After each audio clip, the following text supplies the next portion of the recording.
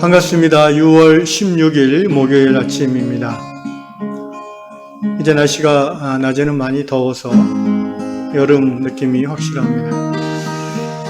오늘도 하나님을 바라보시고 또 하나님과 동행하시는 복된 하루가 되시기를 바랍니다. 기도하겠습니다. 하나님 아버지, 오늘 하루를 주심을 감사드립니다.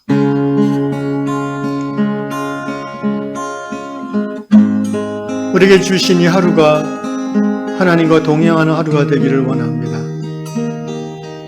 에녹이 360년을 하나님과 동행하며 하나님의 친구로 살았는데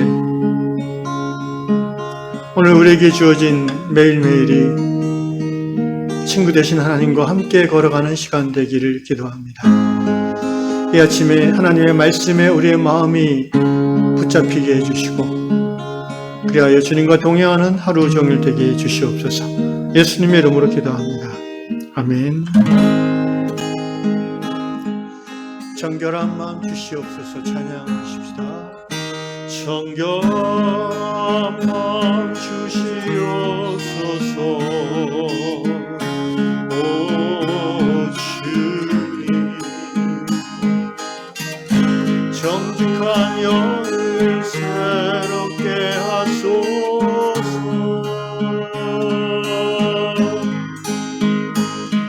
정결한 마음 주시옵소서. 오 주님, 정직한 영을 새롭게 하소서.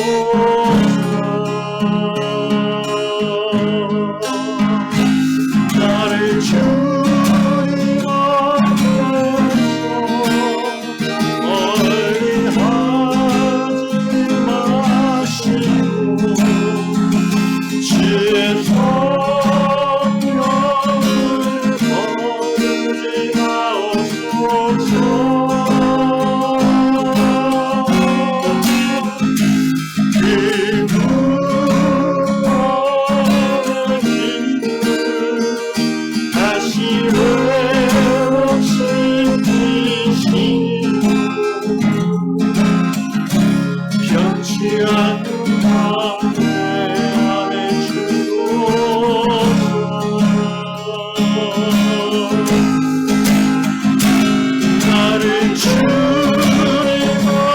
앞에서 멀리 하지 마시고 주의 성령을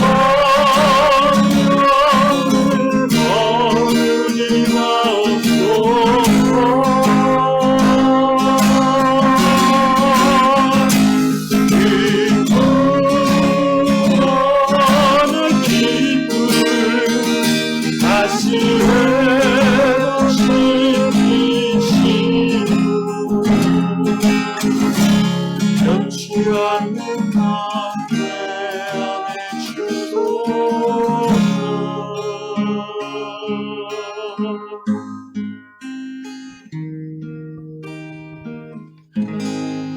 네, 하나님께서 오늘 아침에 주시는 말씀 시편 51편 10절을 읽겠습니다.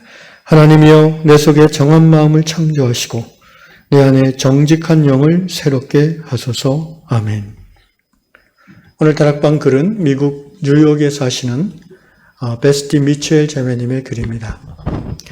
예전 직장 동료에게 같이 일하던 그때에 자신이 이기적으로 행동했던 잘못했던 일이 생각이 났고 그래서 사과하고 싶어서 오랜만에 그 직장 동료를 만났습니다. 만나러 가는 길에 베스티 자매님은 그 사람이 화를 내더라도 나는 참고 용서를 구해야겠다라고 다짐하고 만났는데 의외로 그 사람은 자매님이 사과할 때 순순히 받아들였고 크게 문제 삼지 않았습니다. 자매님은 그가 자신을 진심으로 용서했음을 깨달았고 바로 그 순간 하나님의 은혜를 경험하였다고 이렇게 적고 있습니다. 베스티 자매님은 예수 그리스도와의 인격적인 사귐을 시작한 후로 자신이 참 이기적이다라는 그런 생각을 많이 하게 됐고 자각하게 되었습니다.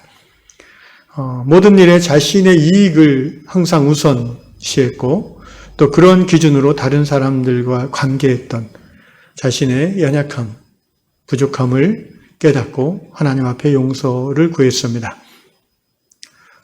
그런데 이렇게 변화되어지는 자매님의 모습을 보면서 오히려 주변 사람들은 하나님이 이 자매와 함께한다는 그런 생각을 하게 됐다고 합니다.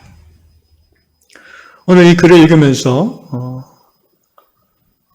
저도 이 자매님이 변화됨이 하나님께서 요셉과 함께 하셨던 것 같이 이 자매님과 함께 하심으로 변화되고 깨달아지는 그런 모습인 것을 보게 됩니다.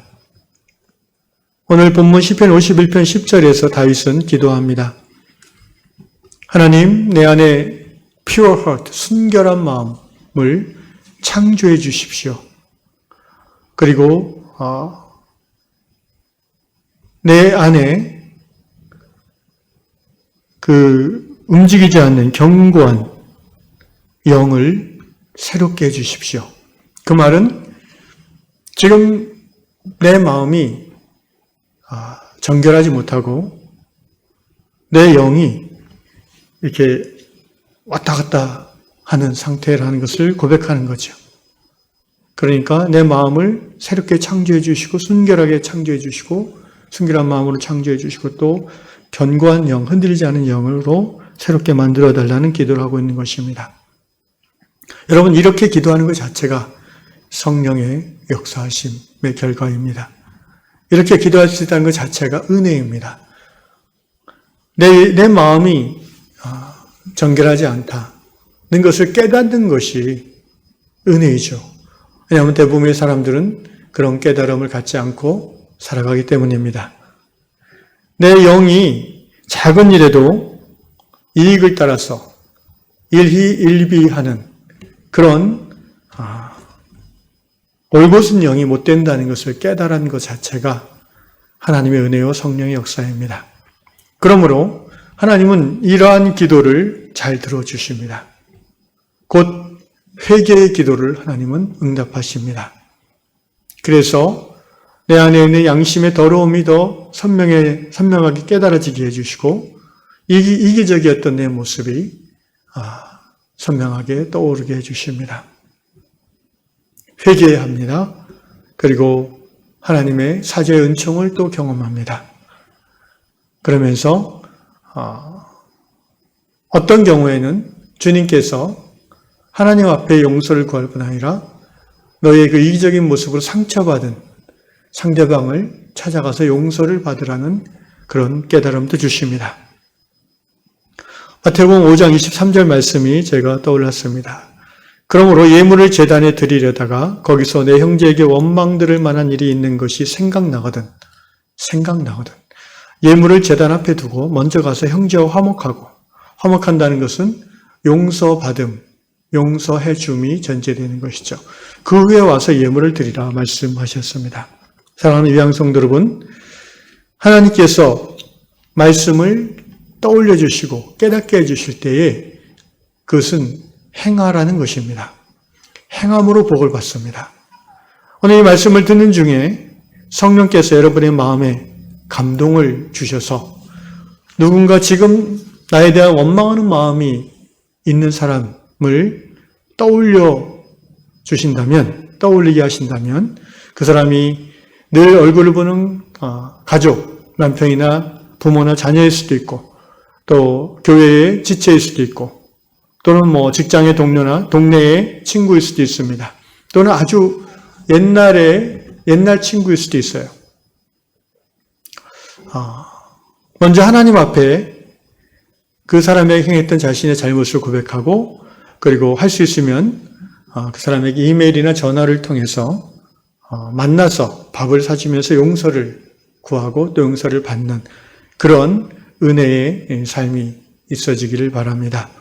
쉽지 않은 일입니다.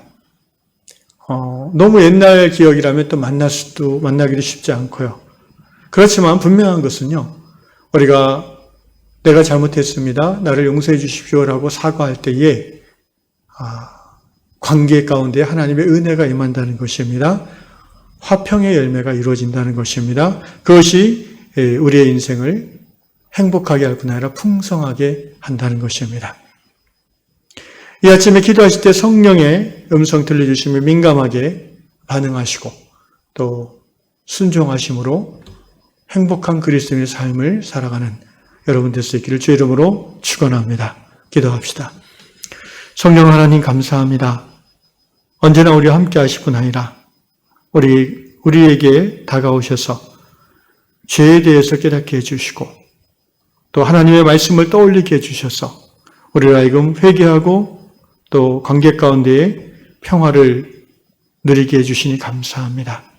주님, 성령께서 항상 우리와 함께 계셔 주셔서 우리의 마음에 불결함이 스며들지 않도록 해주시고 우리의 영이 세상의 환난과 고통 가운데서도 흔들리지 않는 견고한 영으로 세워지도록 도와주시옵소서. 우리 향의 모든 성도들이 성령의 함께하심을 느끼고 누리는 오늘 하루 되게 하여 주시옵소서. 예수님의 이름으로 기도합나이다. 아멘.